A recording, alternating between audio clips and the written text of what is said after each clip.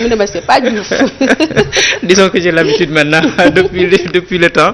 C'est Diouf et pas Diouf. Bon, les gens entendent Diouf, à chaque fois je dis Diouf, mais c'est Diouf. TH à la place de D. J'ai l'habitude de dire.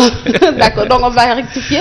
Nédo maa ngi lay nuyu, c'est un plaisir de vous retrouver encore. Le plaisir est partagé, Aminata, et puis de retrouver comme chaque après-midi les auditeurs et les téléspectateurs de la Sen TV et de Zik FM pour donc parler de cette CAN 2019. Karim maa ngi lay nuyu bu baax, mais apparemment Karim n'est pas content après cette défaite de l'équipe du Sénégal. dëgg la Aminata maa ngi lay nuyu.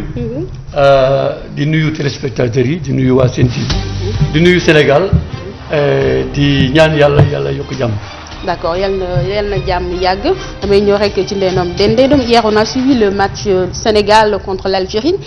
Algérie daal di gagné Sénégal 1-0. Donc mu nekkoon ñaari équipe yi nga xamante ni ñëpp dañ doon wax ni kii ay équipe favorite la ñu. Démb ñu gis défaite u Sénégal lu ñu la mën a laaj rek est-ce que le Sénégal a fait le match qu'il fallait pour s'imposer devant l'Algérie? Du tout waaw dañuy ñëwaat xëj na si lu ñu waxoon démb rek ni sur le résultat ni dans le contenu ni prestation bi ndax ni ñu ko fekkoon démb final la woon final de groupe c'était un match très attendu par tout le monde par rapport ak li nga xam ne Sénégal moom lañ ko séntu woon moom la ñu yaakaaroon ak it Algérie muy ñaari équipe yoo xam ne du lu bees ñuy daje. Bi mooy 4e fois ñuy daje ci compétition bi muy CAN et à chaque fois Sénégal toujours day am problème face à l'Algérie. La seule fois où peut-être le Sénégal a mis une difficulté l'Algérie ci CAN bi mooy en 2017 bi ñuy def match nul te boobu fekk na Sénégal qualifié mais démb dafa doon match boo xam ne moi jusqu'à présent je me pose des questions. Je n'arrive pas à comprendre prestation bi Sénégal def individuellement mais également collectivement. C'est une déception. Une déception bien sûr. Au-delà de mon statut de sénégalaise, mais de féru de foot. On se pose des questions. Comment le Sénégal a pu produire un jeu pareil sur tous les plans ak individualité yi mu am gisuñu ni ma ko waxoon démb la patte de l'entraîneur la patte de Aliou Cissé ci coaching bi parce que loolu moo ma gën jaaxal. Nga yor équipe mu nekk en difficulté parce que le Sénégal n'a existé peut-être que dans les 10-15 dans le premier quart d'heure. Et donc après dañuy sentir équipe bi ni muy wàccee di bafouer son football à la limite l'Algérie a chahuté le Sénégal. Ouais. Et là c'est vraiment des questions qu'on se pose. Gisuñu milieu bi c'est vrai qu'il y a eu l'absence de Gana Gueye mais cela n'explique pas tout. Même su fekkee Gana new foo am na ñeneen ñoo xam ne mënoon nañu téye milieu bi mais depuis on a eu un milieu inexistant et milieu bi bu existé wul dafa am lu bari lu muy def ci attaque bi parce que on a vu Sadio Mané il a eu très mal et ça se comprend par rapport à sa valeur par rapport ak fi ñu ko doon xaare par rapport statut bi moom au niveau de cette discipline am na leneen lu ñu séntu woon ci moom mais il faut qu'il y ait un cadre pour qu'il puisse produire le jeu bi ñu ko xamal et hier il y a pas eu ce cadre jotul bal axe gauche bi mu ne woon ñu ngi doon xalaat li nga xam ne moom mooy face à face am ak Mahrez ak Atal mais ci couloir bi Sadio a été inexistant gisuñu ko ci attaque bi gisuñu ko ci récupération bi gisuñu ko ci défense bi donc vraiment ces 10 dernières minutes yi ni ma ko waxee c'est la doon xataraayu pour jéem a résoudre problème bi individuellement mais démb amul sa lecture de jeu bu ñu mën a def ne Sénégal produire na lii wala def na lii wala défense bi yéegal nañu bal wala def nañu ay passe même passe mënuñu ko woon a def. On a vu une action, Cheikhou Kouyaté seul avec le ballon, il s'est emmêlé les pinceaux, il est tombé. Et ça, c'est Kalidou Koulibaly qui n'arrivait pas à téye balle. C'est des choses incompréhensibles. Moi, j'ai franchement pas compris, j'ai pas vu l'équipe du Sénégal depuis 2012, gisuma équipe bi produire li mu produire démb. Ah oui. Et ça, c'est quand même inquiétant. C'est inquiétant pour qu'une équipe de cette envergure, sur le papier, je le répète encore, ñu koy séntu à chaque fois comme favori et que bu ñu ko séntoo match bi nga xam ne si la war a confirmer ñu xam ne lii équipe bu dëgër la keroog di indi dara. C'est inquiétant pour l'équipe nationale, c'est inquiétant pour notre football, c'est inquiétant pour le statut du Sénégal au niveau africain. Et c'est ça qui fait plus mal. Mais apparemment, les responsabilités sont partagées parce que non seulement il y a un problème de coaching, mais il y a le problème La responsabilité, des joueurs elle est d'abord technique. Oui, la responsabilité, elle est d'abord technique. Parce que j'ai dit que coaching, on n'a pas vu la présence d'Aliou Cissé. On a vu Djamel Belmadi, 10 minutes, le Sénégal taxawé, dafa jóg, match bi yëpp dafa taxaw. Et on a vu consigne de replacer les joueurs remplaçant buy dugg, tu entres avec des consignes précises de l'entraîneur. Et gis nañ nu ñuy placé woo ci terrain bi. Ça n'a pas été le cas avec le Sénégal. Bi ñu gisee ñaari remplaçants yi ñu dugal gisuñu lu ñu apporté ci jeu bi. Donc il y a eu aucun changement dans le système de jeu du Sénégal. Te booy jouer ak équipe mu indil le problème posé wu nekk en opposition système bi nga indi mu bloqué ko wala on aurait même peut-être compris que ñu comme milieu bi inexistant na ñu jéem a jaar ci flanc yi mais gisuñu dara à ce niveau amul dara lu ñu amorcé amul dara du changé wul wàcc équipe bi wala mu yéegal ko def pressing gisuñu mu def ay contre c'est-à-dire y a eu rien. Il n'a pas fait d'effort. Non, en fait gisuñu man bokk si sama gis-gis. ci bi ma cette année j'ai dit moi je vois pas le coaching, je vois pas la présence du coach, je vois pas implication coach bi si li nga xam ne moom mooy déroulement wu jeu bi. Alors qu'au niveau de l'Algérie on le voyait. Mais les joueurs aussi, il faut reconnaître que c'est des professionnels aguerris. C'est des professionnels, mais ils sont sous la coupole de l'entraîneur. C'est l'entraîneur qui met en place son projet de jeu. C'est l'entraîneur moom mooy teg système de jeu moom moo naa joueur bi yow fii ngay taxaw yow milieu bi lii laa soxla si yow tu me fais de la récupération wala da ngay apporter un plus offensif wala yow axe médiane bi bu leen dépasser ligne médiane bi wala taxaw leen nañ def bloc bas ainsi de suite. C'est lui qui donne des consignes, c'est lui qui donne un projet de jeu moom mooy joueur yi fan ngay jaar ak fan ngay taxaw.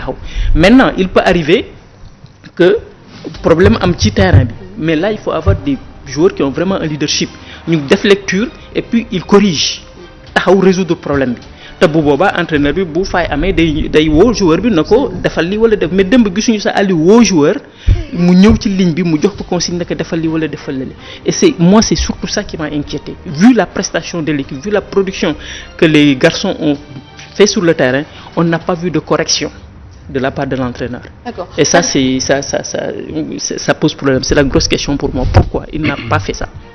D'accord. Karim Mané, mais qu'est-ce qui a manqué à cette équipe du Sénégal hier? Il faut dire que on attendait beaucoup ce match, mais à l'arrivée, ça a été une grande déception. Pour plusieurs raisons. Parce que le Sénégal, ni ñu ko doon xalaate ak ni mu dikkee c'est comme le jour et la nuit. Premièrement damay wax ne Belmadi dafa gagné la bataille psychologique ci digganteem ak Aliou Cissé. Ouais. Armé ses joueurs moralement ba ñu fees dal. Deuxième chose mooy dafa gagné également la bataille tactique sur le terrain. En somme ça veut dire que démb Sénégal mënul woon jaar fenn pour gagner Algérie pour plusieurs raisons. waxoon nga ko sax. waxoon naa ko donc dama ci bamtuwaat rek parce que football dafa am ñaari option yoo xam ne souvent entraîneur da koy faral di jël dès l'entame du match ndax damay déglu sama adversaire wala dama koy song boo xoolee Algériens yi Belmadi dafa jël bu njëkk bi maanaam dafa demander à ses joueurs ñu défendre haut c'est-à-dire seen attaque bi dafa ñëw jege suñu défense pour empêcher leen ñu développer jeu bi vers le milieu de terrain. Donc ça fait un benn marquage individuel ci Kalidou Koulibaly. Du woon marquage individuel mais pressing la ñu teg pressing sur toute la défense sénégalaise ku ci yore ballon bi rek am na ku ñëw ci yow harceler la pour nga jouer autrement. Mais c'est une bonne stratégie. Mais oui, le pressing est une arme tactique. Dañ koy faral di employer pour désarçonner l'adversaire, jouer le coup autrement, profiter ci perte de balle yi nga xam ne loolu la pressing bi indi pour jouer la transition gagner ko. Et ça avéré juste parce que Sénégal démb relation défense milieu Algérie da ko dagg. Les défenseurs n'arrivaient pas à joindre les milieux de terrain. Absolument. Et au milieu de terrain également Belmadi dafa joxe des consignes strictes que les gens ont appliquées. Avec l'absence de Gana Gueye. Disons, même si Gana était là. Même si Gana était là. Même si Gana était là et que Aliou résoudre le problème bi dafay nekk même chose parce que on a eu le milieu algérien serrait de très près tous les joueurs sénégalais dans l'entrejeu. mais ñu leen benn espace marquage individuel la leen def yoo xamante ni topp ci kenn mais dañu serrer tout adversaire qui est près de lui hein, pour l'empêcher de s'exprimer boo xoolee Krépin Diatta n'arrivait pas à s'exprimer comment dirais-je encore Aliou Ndiaye n'arrivait pas à s'exprimer. Alfred également, Alfred également était dépassé par les événements si bien que cette bataille tactique là Belmadi gagné ko et dañuy wax ne qui gagne la bataille du milieu gagne le match et bi ñuy toll vers la 35e minute Ndeye mu ngi wax naan on sent le but effectivement on sentait le but venir et à la 49e minute ci la Algérien am but. et même sur le but. Voilà. Tu vois bien sur le but depuis bal bi jógee ci Mahrez ba ni mu yegg ci Bellamy. Ils n'ont pas été gênés une seule seconde. mais c'est ça Ils n'ont pas été, ils ont déroulé à l'aise. mais c'est ça. Aucune agressivité de la part des joueurs ku yor bal bi duñu yegg ci kaw je disais à Karim xoolal bu ñuy def corner parce que corner si phase de jeu important la bokk bu ñuy def corner da ngay gis joueurs yi dañuy xeex ba tëdd balaa bal bi di jóg. mais suñu joueurs yi bu ñuy def corner kenn du bouger les Algériens sont complètement démarqués. mais dafa am passivité bu grave. Il y a une passivité, il y a à la limite un immobilisme qu'on ne comprend pas. dañu piétiner hier.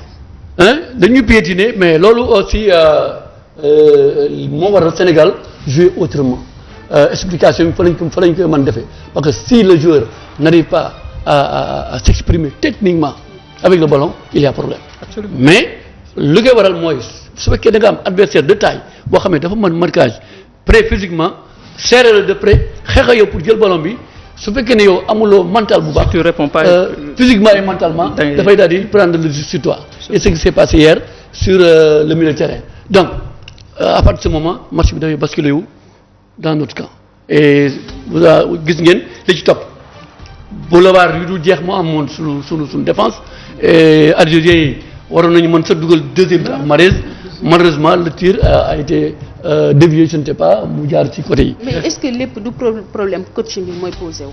mais bien sûr parce que soo xoolee ñaari entraîneurs yi Belmadi mu ngi nekk sur la ligne de touche nekk taxaw foo woon rek ne yàccaaral mais dafa doon taxaw pour placer ses joueurs loolu la ñuy wax coaching c'est-à-dire que entraîneur da nga am lecture bi mooy match bi démarré na plan de jeu bi nga xam ne teg naa ko gis naa ne ça ne marche pas alors qu'est-ce que je dois faire. Tu replaces tes hommes. ma damay replacer samay hommes par rapport à ça ou bien ma fexe ba passer le message faire passer le message pour ñu jouer d'une autre façon malheureusement Aliou Cissé n'a pas su réagir par rapport à cette équation du pressing à partir de ce moment il fallait jouer autrement mooy li ma wax démb il y a deux choses jouer court et jouer long comme dañu empêcher pour ñu développer le jeu au sol nañu jouer d'une manière aérienne pour desserrer le tout suñ ko defee jouer sur le deuxième ballon ba mën a ñëwaat dans notre assiette pour mën en fait jéem a jouer suñu jeu pour dem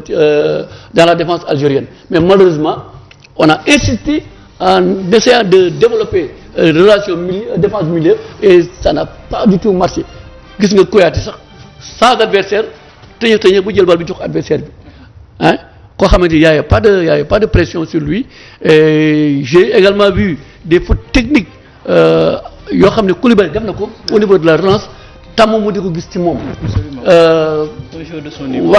Wagué aussi une certaine légèreté boo xamante ne bii inquiétant. Même Sabaly qui est très serein dans son jeu, très posé. donc hier mën nañu wax ne naufrage collectif moo am mais naufrage boobu li ko indi en fait mooy l'aspect du pressing là parce que le pressing ça désarçonne l'adversaire sur le plan physique et mental. donc noonu la mënoon demee. mais Ndeye Ndom est-ce que l'équipe n'a pas flanché sur le plan physique aussi. mooy pressing bi rek. pressing bi day parce que mentalement bu ñu la defee pressing mentalement bu diisee ci yow physiquement da ngay flancher. da ngay flancher il y a pas une réponse physique et pourtant suñu xale yi physiquement dañu taxaw. mais gisuñu nag sentiruñu ko. vraiment c'est gisuñu comme si il y a aucune présence physique ngi taxaw donc il y a aucune présence physique. parce que soo xoolee. moi j'aimerais bien savoir qu'est-ce qui s'est passé. Oui. J'arrête pas de me poser des questions. Ouais. Parce que quand même mën nañ la gagner même si c'est une grande équipe mën nañ la gagner mais ak gagner bi nit ñu gagner c'est comme si le Sénégal est une petite équipe devant l'Algérie. Ouais. Et c'est ça qui moo jaaxal ñëpp moom moo jaaxal ñëpp et il y a pas eu de révolte, il y a pas eu de répondant, il y a rien ni sur le plan physique ni sur le plan tactique ni encore moins sur le plan mental. mais est-ce que aussi sénégalais yi dugaluñu seen bopp le Sénégal ne pourra jamais vaincre l'Algérie parce que yàgg nañ ñu dóor keroog waxoon nañ ko fii est-ce que du booy itam loolu la ñu dugal seen bopp. mais on est dans génération bu nekk depuis 90 tu sais Aminata, chaque match a sa réalité. Chaque match a sa réalité et chaque match est dans son contexte. Algérie même bu fekkee dóor nañ ñu en 2015 ñu def match nul en 2017 ñu dóoroon ñu 90. c'est pas les mêmes hommes. C'est pas le même contexte. C'est pas le même environnement. Donc aujourd'hui c'était un nouveau match. C'était un nouveau match et le Sénégal avait bien débuté sur tous les plans et était très attendu. Maintenant mooy lu ñu waxoon démb rek est-ce que nous mentalement on est prêt à être présent quand il le faut. La question c'est à ce niveau. Est-ce qu'on est prêt mentalement à répondre présent quand il le faut. Bu match bi mettee bu tàngee bu situation bi critiquée est-ce que mën nañ taxaw présent parce que toute la question est à ce niveau. Hier on ne l'a pas été.